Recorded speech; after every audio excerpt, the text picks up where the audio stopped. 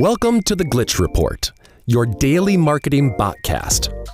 Brought to you by Leadpages. Here are our hosts, Kai and Luna. All right, welcome back, everyone. Always a pleasure to be back. Today, we're going to be looking at 3 stories that all hit my radar on February 27th. And, well, they might seem kind of random at first glance, but here's the thing that caught my attention. They all connect to a bigger trend that I think is really, really important for anyone in marketing or really anyone trying to get their message out there in the digital world. Definitely agree with that. There's a thread running through these that we need to pull on a bit. So first up, let's talk search engines. I think we all use them every day, right? Oh, absolutely. Multiple times a day, probably. But get this, a Vox Media survey found that 42% of people, that's almost half, find search engines less useful than they used to be. Now, I gotta ask, does that resonate with you at all? You know, it does. I feel like I'm constantly refining my searches, adding more and more detail, just to get to something remotely relevant. Me too. It's like the signal to noise ratio is just like plummeted. Yeah, and the survey dug into why this might be happening. Like 66% of folks said the quality of the information in search results has just gone downhill. Makes sense if you think about it though, right? I mean, the internet is just exploding with content every second.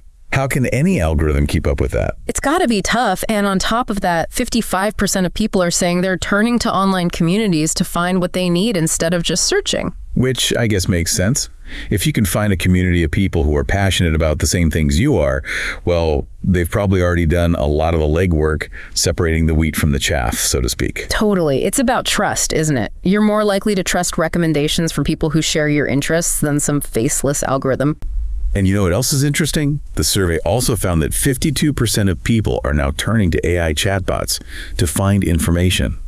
It's like they're sidestepping traditional search altogether. Yeah, it's almost like having a personal researcher, right? You can ask a question in plain English and boom, it spits out an answer. But it also makes you wonder, what does this mean for the future of SEO? Is it becoming obsolete? I don't know if I'd go that far, but it's definitely shaking things up. Marketers need to be thinking about how they can optimize their content for these new AI-powered platforms. Okay, so we've got search engines on shaky ground, people craving community and trust. Now let's jump to the next story. YouTube.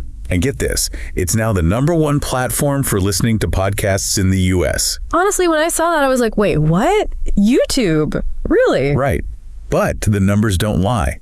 Over 1 billion monthly active podcast viewers, and get this, 400 million hours of podcasts watched every month on living room devices. It's like move over Netflix, there's a new king of the living room in town. So what's going on here? Why is YouTube suddenly dominating the podcasting world? I think it boils down to a few key factors. First, YouTube's recommendation engine is, well, let's just say it's pretty good at figuring out what you like. Oh yeah, it's kind of scary how well it knows my taste sometimes. Right. So it's easy to stumble upon new podcasts that align with your interests.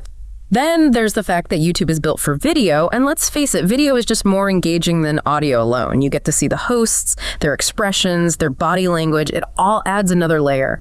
So if we connect this back to the search engine issue, we're seeing a pattern here, aren't we? People are moving away from text-based search and towards video-centric platforms for information and, well, everything, really. Makes sense, right. Video is just more dynamic, more immersive. It taps into our emotions in a way that text just can't. Okay, so we've got search in flux, video on the rise, and now let's talk about this seemingly small LinkedIn update. Now they're showing you how many people have seen your comments on posts. Yeah, I gotta admit, at first I was like, who cares? Right. Seems kind of superficial, but I actually think it's a pretty big deal. Okay, I'm listening. Tell me why. Well, for one, it gamifies the whole commenting thing.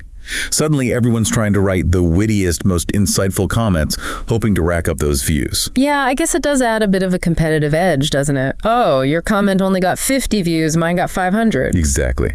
But more importantly, I think it shows that LinkedIn is serious about becoming more than just a digital resume site.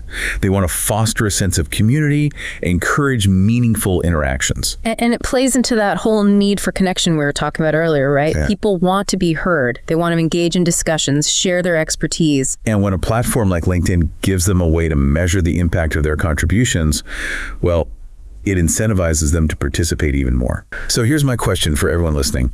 What are you doing to adapt to these changes? Are you building community? Are you embracing video? Are you having those real conversations online? It's time to stop thinking about marketing as a one-way street. It's all about connection, folks. Connection is king. And on that note, we'll wrap up this deep dive. Thanks for listening, everyone. Catch you next time.